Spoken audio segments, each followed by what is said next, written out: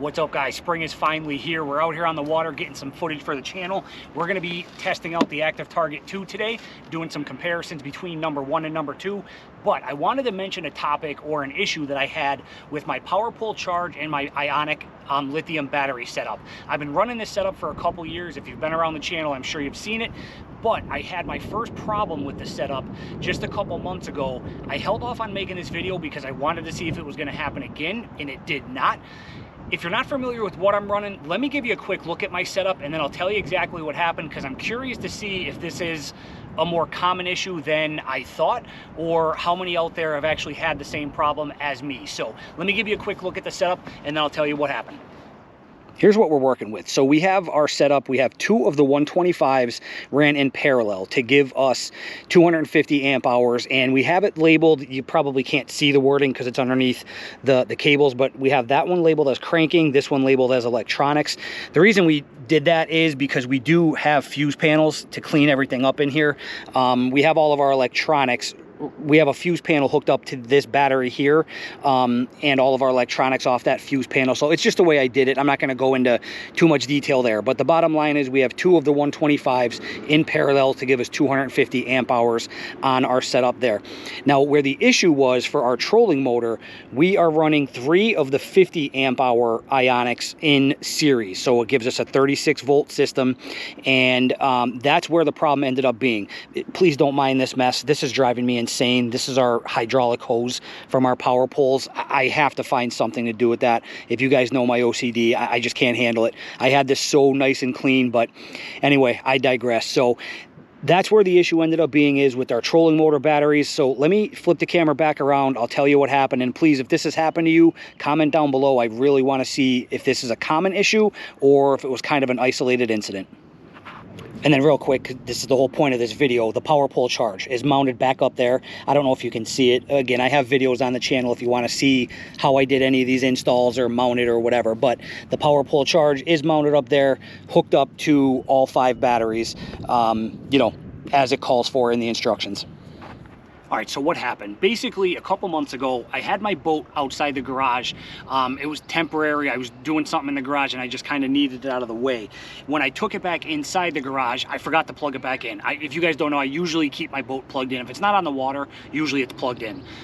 Pretty much 24/7, 365. But when I took it back in the garage after doing what I had to do, I forgot to plug it back in. A few weeks went by, actually. It wasn't just a couple days. I don't know how long, but it was quite a while. And when I went to plug it back in, when it hit me that it wasn't charging, I was getting a red flashing light on the power pole charge. So when I went into my Ionic app to see what was going on, my battery in the middle of the 3 of the trolling motor series, so if you want to call it battery number 2, the one that's in the middle of the series, that was basically dead. It was in what I think it's called sleep state with these lithiums. So what I ended up having to do was I had to I basically removed all 5 of my batteries, even though that battery was the only one that was acting up. I basically just removed all 5 batteries from the boat. I individually charged them. I have a separate lithium charger at the house, so I just individually charged each battery back up to 100%, and then it was fine. I've hooked it back up. Again, it's been a couple months roughly. I've had no further issues. The boat has been plugged in ever since. You know, again, if it's not on the water, it's plugged in. So I don't know if it was just the fact that I had it outside of the garage for a couple days, and then when I brought it back in, my garage is heated, so it's not like, you know, it's not like the temps were freezing or anything like that. I really don't know what happened. I don't think, you know, I don't think it should have happened given the circumstances. Again, the batteries weren't freezing. I keep my garage at a minimum of 55 degrees, so they're never cold. Basically, the only thing different that happened since I've installed all this is they were unplugged for quite a while.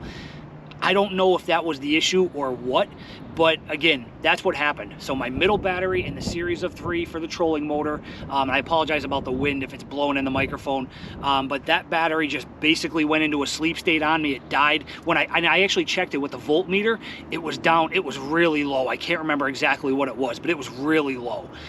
So it was just in a sleep state. So again, I took it out, charged it back up with my separate charger. I charged each battery individually, put them back in, installed them the exact same way. I've had them for a couple years now, and I haven't had another problem since. I'm obviously out here on the water today. I've been out a couple times since then. I've had no issues with their performance, but I don't know exactly what happened there. So I did hear from one of my fishing friends, Tim, who said that he had a very similar issue. It sounded to me like his was more kind of random. Like I said, I can kind of narrow mine down to maybe it was because I had them unplugged for so long. Tim's situation, from what I gathered from him, it just kind of happened out of nowhere. So if this has happened to you, put it down below, let me know, or if you've had any other problems for that matter. This is the only issue that I've ran into with this setup. It has been a phenomenal setup. These batteries with the power pull charge last forever, and if you guys know me and my boat, we run a lot of electronics on this boat. The performance is unreal. So hopefully I won't have any more issues, but that's what happened. Let me know if it's ever happened to you, and or again, if anything else has happened, if you've had any other issues. So thanks for watching, guys. Appreciate it as always. I'm going to go back to comparing these active targets. Wait till you see that video. I can't wait to show it to you, see what you guys think of this number 1 versus number 2. All right, questions, comments, concerns, put them down below. We'll get them addressed. Thanks for watching. We'll see you on the next one.